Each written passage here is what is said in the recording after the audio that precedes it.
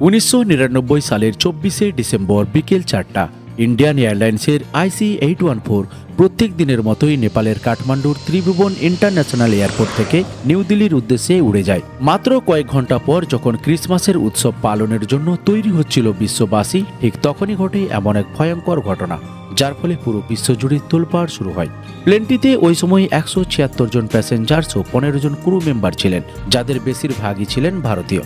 ওই সময় প্লেনের প্রধান পাইলট ছিলেন ক্যাপ্টেন দেবীশরণ এবং কো পাইলট ছিলেন রাজেন্দর কুমার এবং chief flight attendant Anil Sharma.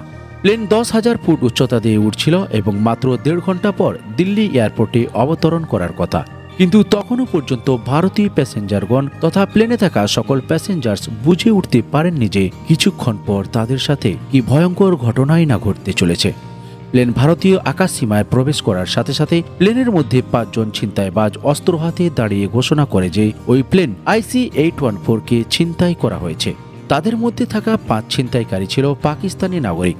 1999 সালে মে মাস থেকে জুলাই মাস পর্যন্ত চলা কার্গিল যুদ্ধে ভারতীয় বাহিনীর কাছে পাকিস্তানের পরাজয়ের মাত্র 6 মাস পর ঘটা এই ঘটনাকে অনেকেই পাকিস্তানের তরফ থেকেই বদলা হিসাবে দেখছিল, কেননা এই ধরনের ভয়ঙ্কর ঘটনা এর আগে কখনোই ঘটেনি ভারতের সাথে। ওয়ার্ল্ডস মিস্ট্রি বাংলা চ্যানেলের আজকের এপিসোডে জেনে নিন ইন্ডিয়ান এয়ারলাইন্সের IC-814-এর মর্মান্তিক সেই কাহিনীর বিস্তারিত। আর এ ধরনের সত্য কাহিনী অবলম্বনে নির্মিত ভিডিও পেতে ওয়ার্ল্ডস মিস্ট্রি বাংলা চ্যানেলটি সাবস্ক্রাইব করুন।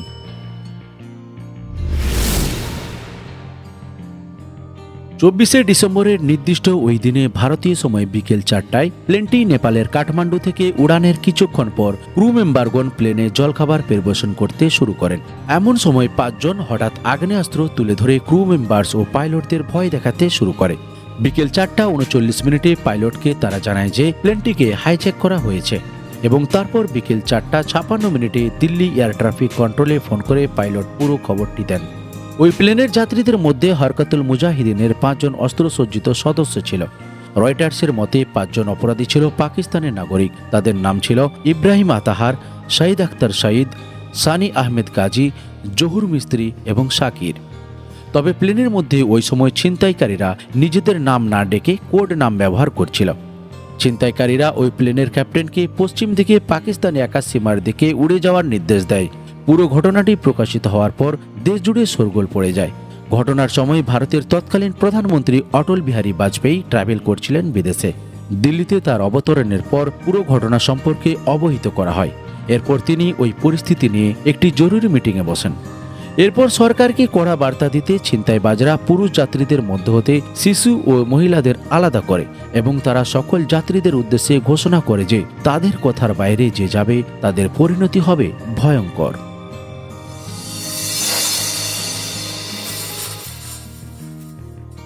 সন্ধে 6:04 ক্যাপ্টেন শরণ সিং ভারতীয় এটিসিকে জানান যে তাদের কাছে আর মাত্র 1 ঘন্টার জ্বালানি বেঁচে রয়েছে এবং পাকিস্তানি এটিসি লাহোরে প্লেনটি অবতরণের অনুমতি প্রত্যাখ্যান করেছে। তিনি এটিসিকে পাকিস্তান সরকারের সাথে যোগাযোগ করার জন্য অনুরোধ করেন, কারণ ছিনতাইকারীরা ভারতে অবতরণ করতে চায় না। শুধু তাই নয়, ছিনতাইকারীদের দাবি সময়মতো মানা না হলে ইতিমধ্যেই বন্দী 10 জনকে শেষ করার হুমকি দিয়েছে। এরপর সন্ধ্যা 6:30টার সময়ও পাকিস্তানে ভারতীয় হাইকমিশন বিমানটিকে পাকিস্তানে অবতরণের জন্য অনুমতি চেয়েছিল, কিন্তু সেবারও পাক সরকার আবেদন প্রত্যাহার করে। প্রধান পাইলট প্লেনের জ্বালানি সংকটের কথা জানালে ছিনতাইকারীরা পাইলটকে ভারতের অমৃতসর বিমানবন্দরে বিমান অবতরণের অনুমতি দেয়। ভারতীয় সময় সন্ধ্যা 6:44 প্লেনটি অমৃতসর বিমানবন্দরে অবতরণ শুরু করে।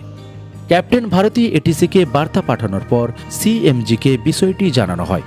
তৎকালীন পাঞ্জাব রাজ্যের পুলিশ মহাপরিচালক সরবজিৎ সিং সরকারি নির্দেশিকা অনুসারে অমৃতসর এলাকার পুলিশ মহাপরিদর্শককে পরিস্থিতির দায়িত্ব নিতে বলেন। সন্ধ্যা 7:10 যখন NSG দলটি অমৃতসরের উদ্দেশ্যে যাত্রা করার জন্য প্রস্তুত ছিল, তখন সরকারি আলোচকরা সময়মতো না পৌঁছানোয় তাদের অপেক্ষা করতে হয়েছিল। অমৃতসরে অবতরণের সময় ক্যাপ্টেন তাৎক্ষণিকভাবে জ্বালানি ভরার আবেদন করেন। প্লেনটি বিমানবন্দরে থাকাকালীন ছিনতাইকারীরা স্থানীয় পুলিশ কর্মকর্তাদের সাথে যোগাযোগ করতে অস্বীকৃতি জানায়। প্রত্যক্ষদর্শীদের থেকে জানা যায় যে জ্বালানি ভর্তি দেরি হওয়ায় ক্ষুব্ধ ছিনতাইকারীরা প্লেনে থাকা 2 জন যাত্রীকে মারাত্মকভাবে জখম করে। ক্যাপ্টেন 4 বার এটিসির সাথে যোগাযোগ করেন এবং তাদের জানান যে ছিনতাইকারীরা সব আধুনিক অস্ত্রে সুসজ্জিত। তারা যে কোনো সময় নিরীহ যাত্রীদের উপর মারাত্মকভাবে আক্রমণ করতে পারে। তাই অযথা মৃত্যু এড়াতে যত তাড়াতাড়ি সম্ভব প্লেনে জ্বালানি ভরার আবেদন করেন। পরবর্তীকালে ক্যাপ্টেন সরন বলেছিলেন যে তিনি তখন আশা করেছিলেন যে ভারত সরকারের সহায়তায় এই অগ্নি পরীক্ষার অবসান হবে এবং প্লেনটি আর অমৃতসর থেকে আপাতত যাবে না। সিএমজি কর্তৃপক্ষকে নির্দেশ দেয় যে কোনো মূল্যে বিমানটিকে অচল রাখা হোক এবং পাঞ্জাব পুলিশের সশস্ত্র কর্মীদের তা নিশ্চিত করার জন্য মোতায়েন করা হোক। ইতিমধ্যে প্লেনের ইঞ্জিনগুলি সচল রাখা হয়েছিল এবং তা রানওয়েতে আটকে ছিল। প্লেনে জ্বালানি ভরার জন্য অবশেষে একটি জ্বালানি ভর্তি বাউজার পাঠানো হয়েছিল, যা কিছুক্ষণ পর বিমানের পাশে পার্ক করা হয়।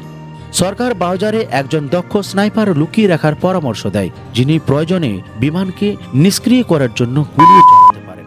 এই পদ্ধতির ফলে ছিনতাইকারীদের মনে সন্দেহ হয় যে জ্বালানি ভরার সময় হয়তো তাদের সকল পরিকল্পনা ভারতের মাটিতেই ব্যর্থ হতে পারে। তাই তারা আগাম সতর্কতা অনুযায়ী ক্যাপ্টেন সরনকে পুনরায় প্লেনটি তড়িঘড়ি উড়ানের নির্দেশ দেয়। প্রত্যক্ষদর্শীদের বিবরণ অনুযায়ী জানা যায় যে ভারত সরকারকে চাপে রাখতে ওই 5 জন ছিনতাইবাজ 2 জন যাত্রীকে মারাত্মকভাবে জখম করে, যাদের মধ্যে একজন ঘটনাস্থলেই মৃত্যুবরণ করেন। এবং পুনরায় অমৃতসর বিমানবন্দর থেকে যাতে খুব জলদি ক্যাপ্টেন সরন উড়ান শুরু করে সেজন্য তারা আরও কয়েকজন যাত্রীর হাত পিছনে বেঁধে সামনের সিটে নিয়ে গিয়ে শেষ করে দেওয়ার হুমকি দেয়।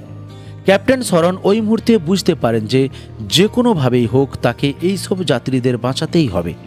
তাই তিনি এটিসির উড়ানের কোনো রকম ছাড়পত্র না পাওয়া সত্ত্বেও প্লেনটি অমৃতসর বিমানবন্দর থেকে সন্ধ্যা 7:47 উড়াতে শুরু করেন।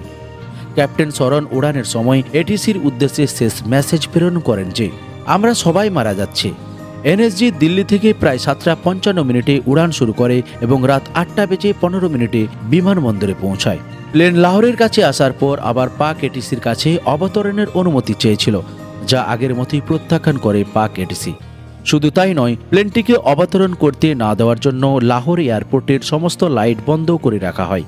অমৃতসরে প্লেনের জ্বালানি ভরতে না দেওয়ায় জ্বালানি খুবই অল্প ছিল। এমত অবস্থায় ক্যাপ্টেন সরন ইঙ্গিত দিয়েছিলেন যে তাকে লাহোরে প্লেনটি ক্র্যাশ ল্যান্ডিং করতে হবে। তিনি পরিস্থিতি বেগতিক দেখে যখন হাইওয়ের দিকে অগ্রসর হতে শুরু করেন অবতরণের উদ্দেশ্যে, ঠিক তখনই পাক এটিসি প্লেনটিকে জরুরি অবতরণের জন্য অনুমতি দেয় এবং অবশেষে প্লেনটি লাহোরে অবতরণ করে। প্লেন লাহোরে অবতরণ করেছে খবর পেয়ে ভারতীয় হাই কমিশনার পুনরায় বিমানটি যাতে উড়তে না পারে তার জন্য পাক সরকারকে অনুরোধ করে। সেই কথা মতো লাহোর বিমানবন্দরের লাইট পুনরায় বন্ধ করে দেওয়া হয় এবং সেই সাথে পাকিস্তান সেনাবাহিনী প্লেনটিকে ঘিরে ধরে। ক্যাপ্টেন সরনের মতে ছিনতাইকারীরা বিমানে থাকা কিছু মহিলা ও শিশুকে ছেড়ে দিতে প্রস্তুত ছিল, কিন্তু পাকিস্তান কর্তৃপক্ষ তাদের অনুমতি দেয়নি। ভারতীয় হাই কমিশনার পার্থ সারথী পরে বলেছিলেন যে বিমানটি যাতে লাহোর থেকে উড়ে পালাতে না পারে তার জন্য পাক সরকারকে বারবার অনুরোধ করা সত্ত্বেও পাকিস্তান সরকার সেই অনুরোধে গুরুত্বই দেয়নি। পার্থ সারথী লাহোর পৌঁছানোর পর প্লেনে জ্বালানি ভরে দেওয়া হয়েছিল এবং সেই সাথে প্লেনটিকে উড়ানের জন্য অনুমতি দেওয়া হয়। রাত 10:32 প্লেনটি লাহোর থেকে উড়ান শুরু করে। লাহোর থেকে যাত্রা শুরু করার পর প্লেনের ক্রু মেম্বারদের কাবুলের উদ্দেশ্যে একটি পথ নির্ধারণ করতে বলা হয়েছিল। তবে কাবুল বিমানবন্দরে সেই সময় রাতে প্লেন অবতরণের কোনো সুযোগ না থাকায় ক্যাপ্টেন তা করতে অক্ষমতা প্রকাশ করেন। প্লেনটি পশ্চিম দিক থেকে উড়ে যাওয়ার সাথে সাথে বেশিরভাগ উপসাগরীয় দেশ ওই প্লেনের অবতরণ রুখতে নিজেদের আকাশসীমা বন্ধ করে দেয়। অবশেষে ফ্লাইট IC-814কে দুবাইয়ের আল মিনহাদ বিমানবন্দরে অবতরণের জন্য অনুমতি দেওয়া হয়। পরদিন ভারতীয় সময় 1:32 প্লেনটি দুবাইয়ের আল মিনহাদ বিমানবন্দরে অবতরণ করে। আরব আমিরাত ও ছিনতাইকারীদের মধ্যে আলোচনার পর প্লেনে পুনরায় জ্বালানি ভরার বিনিময়ে 27 জন যাত্রীকে ছেড়ে দেওয়া হয়। এছাড়া বিমানে ছিনতাইকারীদের হাতে নিহত যাত্রী কাতিয়ালের দেহ নামিয়ে আনা হয় দুবাইয়ের ওই বিমানবন্দরে। প্লেনটি দুবাইয়ে থাকাকালীন ভারতীয় কর্তৃপক্ষ ভারতীয় বাহিনীর সাহায্যে যাত্রীদের উদ্ধারের চেষ্টা করতে থাকে, কিন্তু আমিরাত কর্তৃপক্ষ ভারতের এ প্রস্তাব নাকচ করে দেন। একেবারে জোরপূর্বক ছিনতাইকারীরা পুনরায় ক্যাপ্টেনকে দুবাই থেকে প্লেন ওড়াতে বাধ্য করে। দুবাই থেকে সকাল 6:20 উড়ে যাওয়ার প্রায় 2 ঘন্টা পর অর্থাৎ সকাল 8:33 প্লেনটি আফগানিস্তানের কাবুলের কান্দাহারে অবতরণ করে। তখন ওই এলাকাটি তালিবানের নিয়ন্ত্রণে ছিল, তাই যাত্রীসহ প্লেনটি উদ্ধার করতে ভারতকে তালিবানের সাথে আলোচনা করতেই হতো। তৎকালীন সময় তালিবানের সাথে ভারতের সম্পর্ক ভালো ছিল না, তাই আলোচনা কার্য গড়ে তোলার ক্ষেত্রে জটিলতার সৃষ্টি হয়। এক্ষেত্রে জাতিসংঘ এই আলোচনা গড়ে তোলার জন্য তাদের কিছু সদস্যকে আফগানিস্তানে প্রেরণ করে। তালিবানের সশস্ত্র সৈন্যরা অবশেষে প্লেনটিকে ঘিরে ধরে। তালিবানের এই কর্মকাণ্ড নিয়ে ভারতীয় কর্তৃপক্ষের মনে সন্দেহের জন্ম নেয়। তালিবানরা দাবি করেছিল যে ছিনতাইকারীদের হাত থেকে পণবন্দি যাত্রীদের উদ্ধার করার জন্যই বাহিনী মোতায়েন করা হয়েছিল। তবে সামরিক বিশ্লেষকরা মনে করেন যে ছিনতাইকারীদের বিরুদ্ধে ভারতীয় সামরিক অভিযান বন্ধ করার জন্য এটা করা হয়েছিল। 25 ও 26 ডিসেম্বর ভারত অভ্যন্তরীণভাবে আলোচনা শুরু করে। তখনও পর্যন্ত যাত্রীরা প্লেনের মধ্যে আটকে ছিল। 27 ডিসেম্বর ভারত সরকার বিদেশ মন্ত্রণালয়ের যুগ্ম সচিব বিবেক কারজুর নেতৃত্বে অজিত ডোভাল ও সিডি সহায়ের সাথে একটি আলোচক দল প্রেরণ করেন। কাবুলে পৌঁছে ভারতীয় আলোচকরা দেখতে পান যে তালিবানের সশস্ত্র বাহিনী বিমানকে ঘিরে রেখেছে। তালিবান কর্তৃপক্ষ শেষ পর্যন্ত ভারতীয় উদ্ধারকারী বাহিনীকে গোপন অভিযানের অনুমতি দেয়নি। তালিবান কর্তৃপক্ষ শেষমেশ ভারতীয় কর্তৃপক্ষের সাথে আলোচনায় বসেন এবং পণবন্দি যাত্রীদের উদ্ধারের জন্য সওয়াল করেন। দীর্ঘ আলোচনার পর ভারতীয় কর্তৃপক্ষের উপর ছিনতাইবাজদের দেওয়া কয়েকটি শর্ত ছিল এই রকম। ভারতের হাতে বন্দী তাদের দলের 3 জন বন্দী যথাক্রমে মাসুদ আজহার, ওমর শেখ ও মুস্তাক জারগারকে মুক্তি দিতে হবে এবং সেই সাথে 200 মিলিয়নেরও অধিক ডলার দিতে হবে। 30 ডিসেম্বর এর প্রধান এস দুলাত জম্মু ও কাশ্মীরের তৎকালীন মুখ্যমন্ত্রী ফারুক আবদুল্লার সাথে যোগাযোগ করে রাজ্যের কারাগারে বন্দী তাদের ওই সদস্যদের মুক্তি দেওয়ার ব্যাপারে, কিন্তু মুখ্যমন্ত্রী আবদুল্লাহ তাদের মুক্তির ব্যাপারে রাজি হননি। তবে ভারত সরকার শেষমেশ ছিনতাইকারীদের দাবি অনুযায়ী 3 জনকে মুক্তি দেওয়ার দাবিতে রাজি হন। 3 জন বন্দীকে মুক্তি দেওয়ার পর ছিনতাইকারীরা প্লেনে থাকা জিম্মি প্যাসেঞ্জারদের বিমান থেকে নামিয়ে দেয় এবং তাদের কাছে থাকা সমস্ত রকম অস্ত্র তালিবানের কাছে সমর্পণ করে। এই ঘটনার পর ইন্ডিয়ান এয়ারলাইন্স কাঠমান্ডুতে আসা সমস্ত ফ্লাইট স্থগিত করে। এরপর নেপাল কাঠমান্ডু বিমানবন্দরে পূর্ণ নিরাপত্তার আশ্বাস দেওয়ার পর 1 জুন সাল 2000 থেকে একই ফ্লাইট নম্বরের অধীনে বিমান সংস্থাটি কাঠমান্ডু পরিষেবা পুনরায় চালু করে। হাইজ্যাক করা প্লেনটি ইন্ডিয়ান এয়ারলাইন্সের কাছে ফেরত পাঠানো হয় এবং 2003 সালে এই বিমানটি সম্পূর্ণরূপে বাতিল করা হয়। আপনারা এতক্ষণ দেখছিলেন কান্দাহার বিমান হাইজ্যাক। আশা করি আপনারা এতক্ষণে এই ঘটনাটি বুঝতে পেরেছেন। যদি ভালো লাগে লাইক, কমেন্ট ও সাবস্ক্রাইব করার অনুরোধ রইল। ধন্যবাদ।